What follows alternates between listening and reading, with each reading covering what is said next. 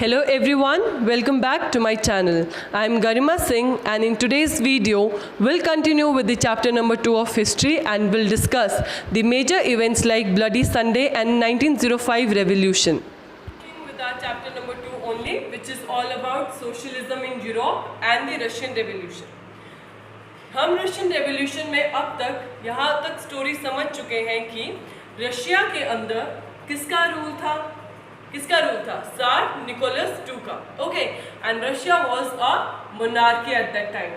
Russian revolution में हम पढ़ेंगे कि कैसे मोनार्की गिरेगी और कैसे एक रेवोल्यूशन आएगा और सारे पॉलिटिकल सेटअप वहाँ चेंज हो जाएगा.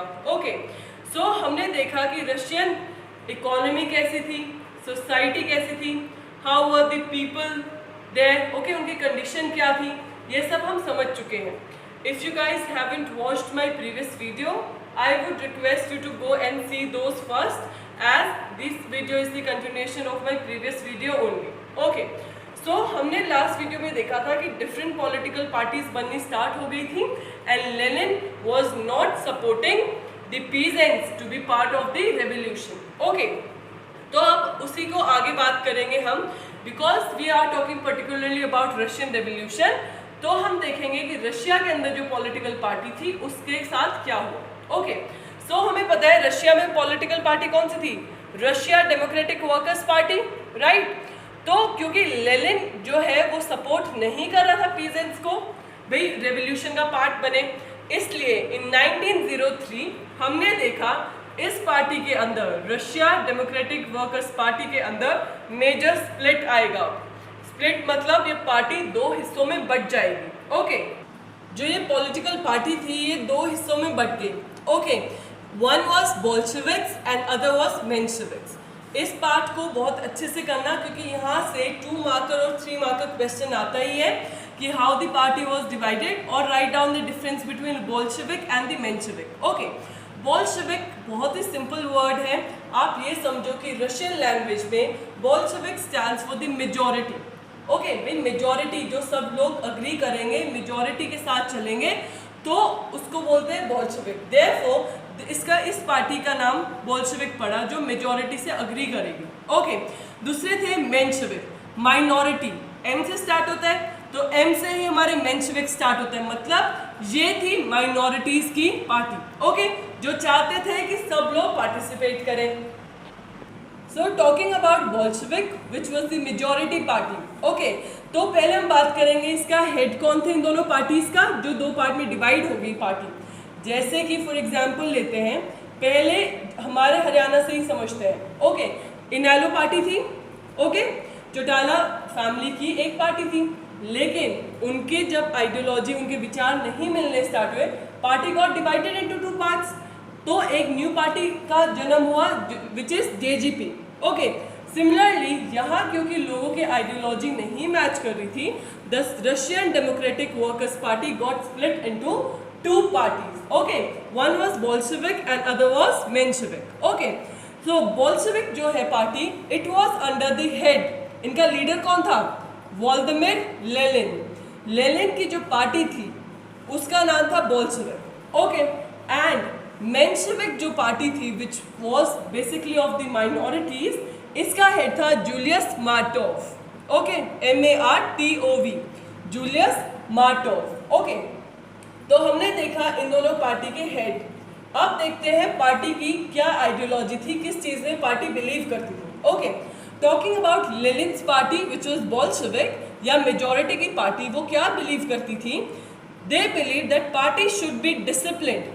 उनका मानना था कि पार्टी बहुत डिसिप्लिन में होनी चाहिए and it should control its member. उसके मेंबर को भी पार्टी ही कंट्रोल करे. क्वालिटी ऑफ मेंबर, कौन कौन लोग पार्टिसिपेट करेंगे और कितने नंबर ऑफ मेंबर्स होंगे पार्टी में, this was all the decision of the party. Okay, तो उनको सब चीज़ें एक प्रॉपर डिसिप्लिन में चाहिए थी. देयरफॉर हमने तब पढ़ा था इन माई लास्ट वीडियो कि जो लेनिन है, he was totally against that peasants should not be the part of the revolution, क्योंकि वो मानते थे कि peasants कभी भी united नहीं हो सकते हैं. There is a lot more division between the poor peasants and the rich peasants. Okay, तो उनका मानना था कि पार्टी ही इतनी डिसिप्लिन होनी चाहिए कि क्वालिटी और नंबर ऑफ वर्कर्स कौन डिसाइड करेगी, पार्टी डिसाइड करेगी। Okay, now talking about Menshevik क्योंकि माइनॉरिटीज की पार्टी है। ओके, तो यहाँ कौन हेड था, जूलियस मार्टोव। इनका मानना था party is open for all the people here, कि जो भी चाहे इस पार्टी को ज्वाइन कर सकता है, रेवोल्यूशन में पार्ट बन सकता है। ओके, तो जैसे हर जगह में होता है जब दो पार्टी होती है, कभी किसी पार्टी की मेजोरिटी आती है, कभी कोई जीतता है, कभी कोई जीतता है, but here in this case कभी ऐसा रहा है, लेकिन एंड रिजल्ट में हमेशा क्या रहेगा कि बोल्शेविक्स जीत गए थे। ओके, व्लादिमीर लेनिन की पार्टी ही जीतेगी एंड में। ओके, अभी हमने पढ़ा कि पार्टी जो थी डेमोक्रेटिक वर्कर्स पार्टी वो स्प्लिट हो गई 1903 में into two major heads, Bolsheviks and Mensheviks. तो कभी भी क्वेश्चन आता है, this is enough for you to write down a 3 mark answer. Okay, तो आपको बताना है कि 1903 में स्प्लिट हो गया था, बोल्शेविक्स और मेंशेविक्स, इनकी मीनिंग बता देना, इनके हेड के बारे में लिखना है and what were the ideologies they believed in. Okay, अब हम देखेंगे रेवोल्यूशन। अब हम बेस तैयार हो गया है, हमें पता चल गया है कैसे वहाँ लोगों की कंडीशन थी, कैसे सोसाइटी है, कैसे इकोनॉमी है, क्या पॉलिटिकल पार्टी है, तो हम सब हमारा एक बेस तैयार हो गया है। Okay, now let's see the turbulent time. Turbulent time मतलब जब बहुत ज़्यादा डिस्टर्बेंस होंगी। ओके, टर्बुलेंट क्या है, कभी भी आप बाय एयर ट्रैवल कर रहे हो, this is something on the lighter note, तभी भी आपको कभी किया हो या आपने मूवीज में देखा हो, एयर होस्टेस क्या बोलती है, please tie up your belt और सिट एक्टिवली, थोड़ा एक्टिव होके बैठ जाओ। Why? Because there is some turbulence, there is some disturbance. Okay, weather की वजह से हो सकती है, लाइटनिंग हो सकती है, कुछ भी। ओके, तो ये सुना होगा आपने मूवीज में, कभी भी प्लेन वाला सीन आता है। सिमिलरली अब हम बात करेंगे turbulent time which was 1905 revolution in Russia. Turbulent time मतलब कब वो डिस्टर्बेंस, मेजर डिस्टर्बेंस आई, when people now wanted a permanent change in their nation. Okay, तो 1905 रेवोल्यूशन की बात करेंगे अब हम। जैसे हमें पता है Russia it was under the rule of tsar Nicholas second. Tsar Nicholas second के रूल के अंडर थी ये Russia. And why people were not happy with him, citizens क्यों खुश नहीं थे सार निकोलस के रूल से? Because it was the rule of an autocracy. Autocracy का मतलब होता है एक ही इंसान की चलना, अपने मतलब सार निकोलस अपनी ही चलाता था। He was not answerable to anybody, not to the parliament, not to the people. अगर आज के टाइम में ऐसा हो, सरकार अपनी मर्जी से कुछ भी करती चली जाए और हम सरकार से क्वेश्चन ना कर पाए, हम सरकार को चेंज ना कर पाए, will it be acceptable? Obviously not. Similarly वहाँ के लोग भी परेशान हो गए थे सार निकोलस के ऑटोक्रेटिक रूल से। भाई कोई उसको क्वेश्चन नहीं कर सकता है, nor he is answerable to the people. So this was the time, reason था व्हाई सिटीजंस और the people in Russia was not happy with the rule of autocratic rule of tsar Nicholas second. Okay, now will see what were the other situation. जो liberals थे, social democrats थे, revolutionary थे उस time पे, they did not want to end system. उनको system नहीं खत्म करना था, बट एक थोड़ा सा चेंज चाहिए था सिस्टम में। So they demanded the constitution. उन्होंने कॉन्स्टिट्यूशन को डिमांड किया। Okay, and this thing was supported by the nationalist and the Jadidist. Okay, nationalist लोग कौन है? जो अपने नेशन के लिए, किसी कॉज के लिए काम करेंगे, ठीक है भाई, अपने नेशन के लिए काम करें। And Jadidist here are the modern Muslims.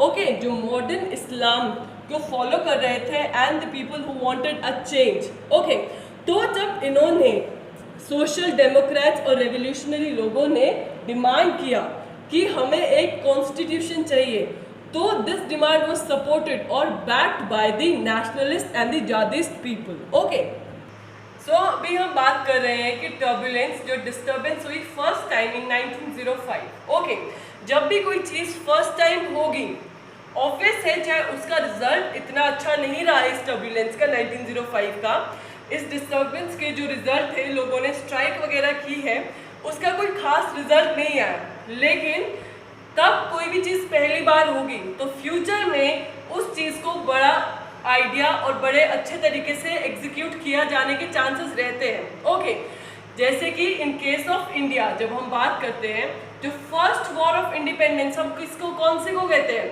The war of 1857।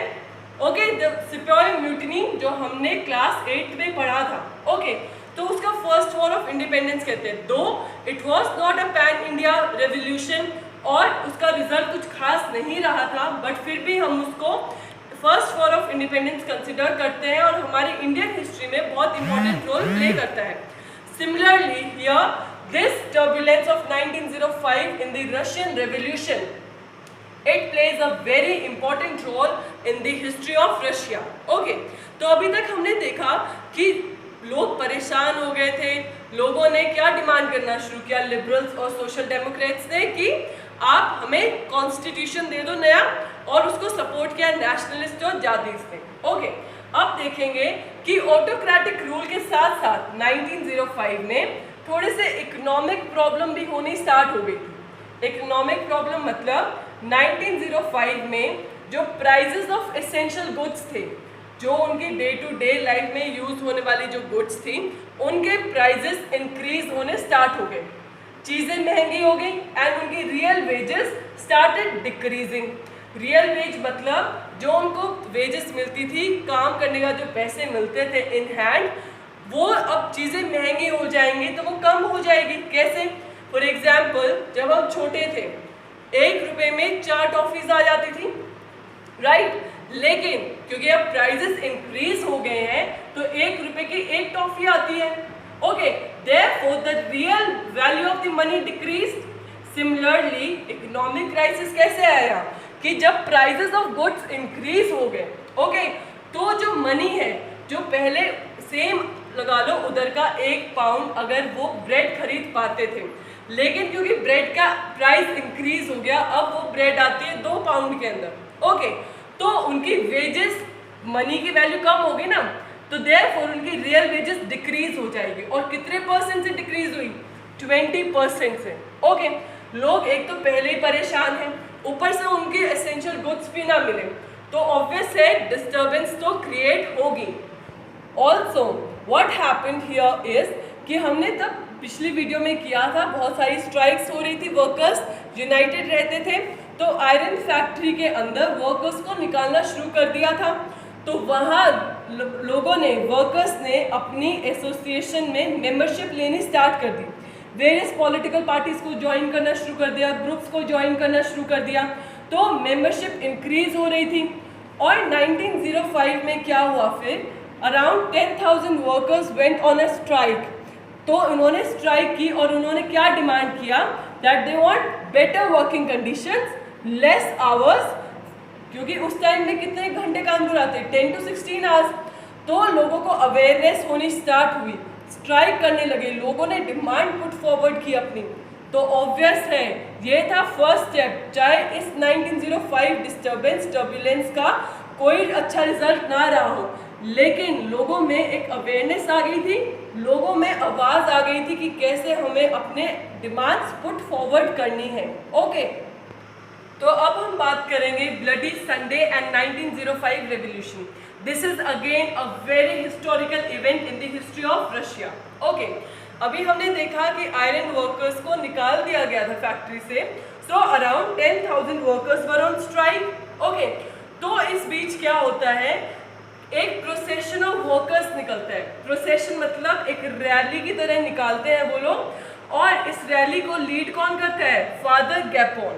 Okay, ये रैली निकालते निकालते they now finally reach to a place called winter palace. Okay, winter palace ये वो राजा, वो महल है जहाँ उस टाइम जो रशिया एम्पायर का जो किंग था वो यहाँ रहता था। Okay, and who was the emperor of that time, tsar Nicholas II। तो ये सब पूरा प्रोसेशन फादर गैपोन के साथ पूरी रैली निकाल के ये लोग उसके महल विंटर पैलेस के सामने पहुंचे। Okay, and there they started demanding कि हमें चाहिए कि लेस वर्किंग आवर्स हो, बेटर वर्किंग कंडीशन हो, जिन वर्कर्स को निकाला गया है उनको वापस से जॉब पे लिया जाए। Okay, but what happened here, this procession of workers, ये जो लोग थे जो ग्रुप में आए थे डिमांड करने राजा से, as we all know the king was not that kind, he was really brutal and was very autocratic in his rule. Okay, उसको नहीं पसंद आया कि लोगों की इतनी हिम्मत हो गई कि मेरे जगह पे आके मुझसे क्वेश्चन करे, डिमांड करे to change. So what happened? So the procession was attacked by the police and the Cossacks. Police क्या है? जो वहाँ नॉर्मल रहेंगी, जो एडमिनिस्ट्रेटिव की लॉ एंड ऑर्डर संभालेंगी। Okay, and Cossacks were the personal people who were working for the king security. Okay, तो police and Cossack ने मिलके लोगों पे अटैक किया, एंड क्योंकि people were gathered there just to demand, सिर्फ अपनी बात रखने के लिए वहाँ आए थे। देयर वाज नो गन और any equipment with them to protect themselves. Okay, इसलिए तब पुलिस ने उनको अटैक किया तो वो अपने आप को डिफेंड नहीं कर पाए, and around 100 workers were killed in this procession and 300 workers were wounded और इंजर्ड। तो करीब 100 लोग मर गए और 300 से ज़्यादा जख्मी हो गए इसमें। Okay, and all this incident happened on 22 January 1905 on Sunday. Okay, क्योंकि अब ये इवेंट भी हो गया, हादसा हो गया, इंसिडेंट हो गया ये भी, तो इससे एक तो लोग पहले ही परेशान थे, ऊपर से इकोनॉमिक क्राइसिस थी, ऊपर से ये वाला इंसिडेंट हो गया कि संडे को राजा ने अटैक करवा दिया। Okay, so the people got really angry and they now wanted a permanent change in their society, in their nation. Okay, तो हम बोलते हैं the incident of bloody Sunday. Okay, bloody Sunday और revolution of 1905 all together आपको साथ ही लिखना है। Okay, and I hope the story behind the turbulence of 1905, जो first time of disturbance, तब लोगों ने आवाज़ उठाई और डिमांड करनी स्टार्ट की, and the bloody Sunday incident is clear to you all. Now let's further take this story ahead and understand how did this revolution took shape. This story हमने देखा 1905 की डिस्टर्बेंस कैसे आई और ब्लडी संडे इवेंट कैसे हुआ। अब छोटा सा एग्जाम्पल है। ओके, कहानी को आगे लेके चलते हैं। छोटा सा एग्जाम्पल के साथ मैं आपको एक बताऊंगी। जैसे इंडिया के केस में था, जलियांवाला बाग में क्या हुआ इंसिडेंट में, बहुत सारे लोगों को मार दिया गया था। जनरल डायर ने बहुत ही गंदे से फायरिंग की लोगों को बंद करके इन दैट बाग, और बहुत ज़्यादा लोग मर गए थे।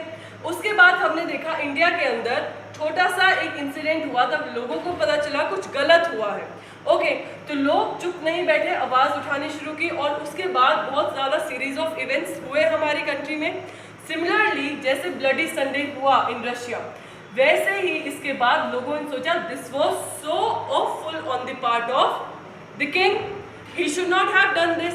Okay, and they started a new series of events.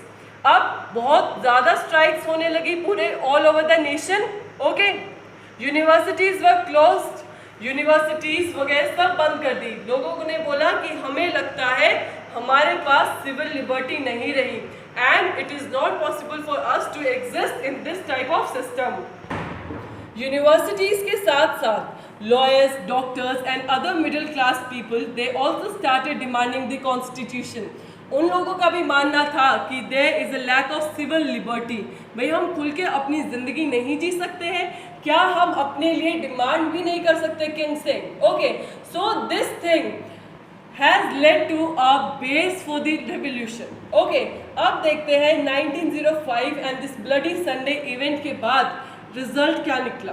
The aftermath or the result of 1905 revolution or the bloody Sunday event revolution. Okay, so guys, bloody Sunday event और ये जो revolution था 1905 का, again a very important topic, question आते ही आता है। Also क्योंकि ये history है तो long question में पूरा क्वेश्चन ऐसे आ सकता है, describe the incident of bloody Sunday और 1905 revolution, also along with that mention the aftermath और the result of the 1905 revolution. Okay, so ये बहुत इंपॉर्टेंट है, ध्यान से सुनना कि इसने किया क्या। अब बहुत ज़्यादा लोगों का प्रेशर आ रहा था ऑल ओवर द नेशन, ठीक है। तो Tsar Nicholas II जो उस टाइम के किंग थे वहाँ के, ही अग्रीड। इतने ज़्यादा लोगों के अंदर डिसअपॉइंटमेंट देख के, लोगों का एग्रेशन देख के उसको अंडर प्रेशर मानना पड़ा और एक पार्लियामेंट क्रिएट करना पड़ा उधर. ओके, पार्लियामेंट को in Russia it is called Duma. Okay, DUMA. तो Duma is a consultative body with legislative functions. Legislative functions क्या? जो पॉलिसीज बनाएंगे, लॉज बनाएंगे नेशन के रिगार्डिंग. ओके, तो वो एक कंसल्टेटिव बॉडी बनाई उन्होंने दुमा करके, which is all the way similar to that of parliament in our nation. Okay, तो अब इन्होंने क्या किया? आपको लगता है कि सर निकोलस इतने इजीली अपने हाथ से पावर जाने देता? Just to calm down the public there, उन लोगों को दिलासा देने के लिए या उनको फॉर अ टाइम पीरियड ठंडा करने के लिए उसने ये डिसीजन लिया और एक पार्लियामेंट को क्रिएट किया which was Duma here. Okay, after 75 days what he did, 75 days के बाद उसने पहली दुमा को तो ख़त्म कर दिया और एक न्यू दुमा को इलेक्ट किया. ओके, और उस दुमा को भी उसने देखा कि बहुत ज़्यादा उसके डिसीजंस में इंटरफेरेंस हो रही है लोगों की, इसलिए उसने after a period of time second Duma को भी डिसॉल्व ख़त्म कर दिया और एक थर्ड दुमा बनाया. ओके, और इसके अंदर इसने क्या किया? सिर्फ कंजर्वेटिव पॉलिटिशियंस को रखा. कंजर्वेटिव्स कौन है? जो चेंज नहीं चाहते हैं, who were agreeing with the rule of the king. उन लोगों को तो इसने उस दुमा के अंदर place the. They were kept inside and the liberals and the conservatives who were demanding the change and was in favor of a new constitution, those people were kept out of this new legislative body which was the third Duma. That's it for today's video. It's time to tone up your brain and remember this section is for you guys to understand what you have gained from this video. Okay, so do not skip this. Number one question for the day is write down the difference between Bolsheviks and Mensheviks. Okay, then the second question for today is when did the Bloody Sunday incident happen? You guys need to give me the date and the year. That's it. And third question is what do you understand by the term Duma? And the last question for the day is what was the result of 1905 revolution? You just have to write a short note on it and give it in 4 to 5 lines, the crux of the event. Okay, the result. That's it for today's video guys. Thank you so much for watching. Also like, share and subscribe to my channel Economics Window by Garima Singh. And if you like my video, please do not hesitate to press in the thumbs up icon as it will mean a lot to me. Thank you.